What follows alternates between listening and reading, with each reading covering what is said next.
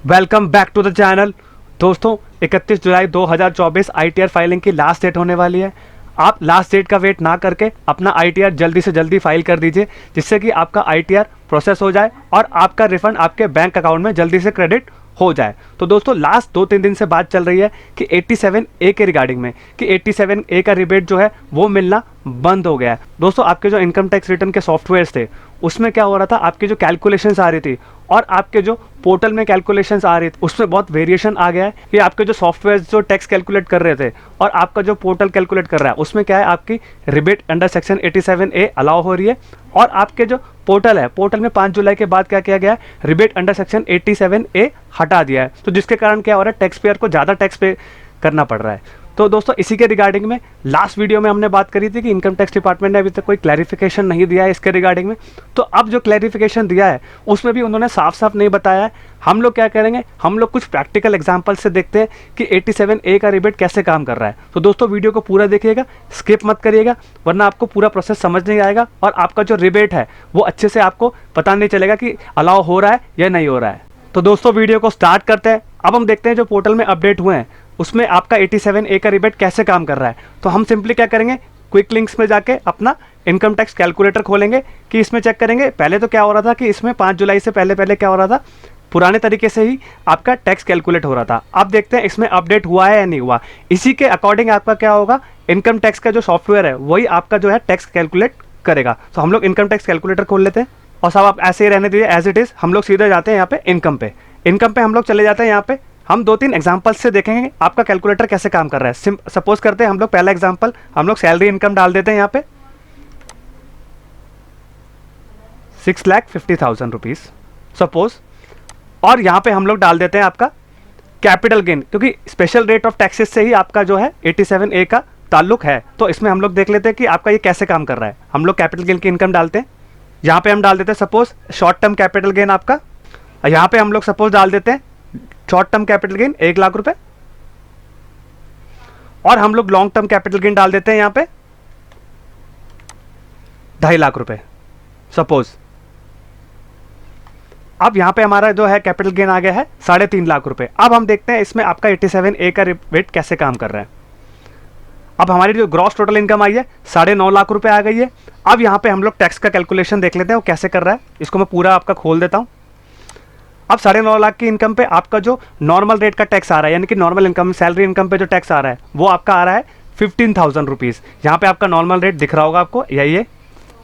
और आपका जो कैपिटल गेन का जो टैक्स आ रहा है, आप देखिए सेक्शन 111A में आ रहा है आपका 15,000 रुपीज़। 2.5 लाख रुपए का गेन है, उस पर जो टैक्स आ रहा है आपका वो आ रहा है 50,000, 15,000 और आपका 15,000, यानी कि आपका हो गया 80,000 रुपीज़ का आपका टैक्स हो गया।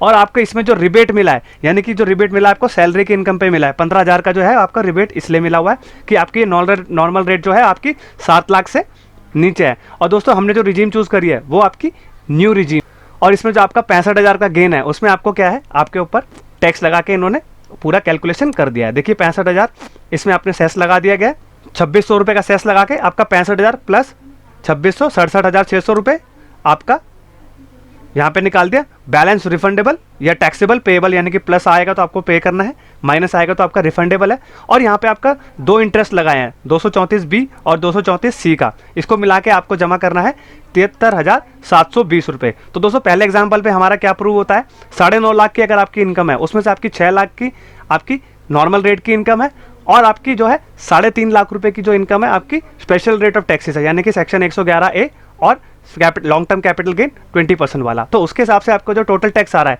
वो आपका 80,000 आ रहा है। और नॉर्मल रेट पे जो टैक्स आ रहा था उसमें आपका जो रिबेट दिया है वो 15,000 का रिबेट दिया है।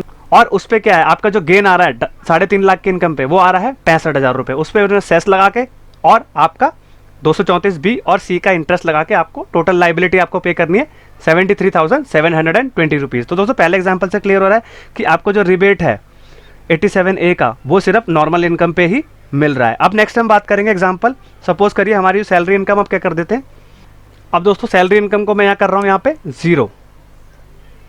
अब सैलरी इनकम 0 हो गई है, हम स्पेशल रेट ऑफ टैक्सेस की इनकम पे अब आ जाते हैं। अब दोस्तों हमने क्या करा, सैलरी इनकम को 0 कर दिया और हम लोग आ गए स्पेशल रेट ऑफ टैक्सेस की इनकम पे। तो हमारा जो कैपिटल गेन था वो हमारा आ रहा था, सपोज करिए यहाँ पे मैं इसको शॉर्ट टर्म को सीधा कर देता हूँ 1 लाख रुपए, यहाँ पे मैं लॉन्ग टर्म को हटा देता हूँ सपोज करिए।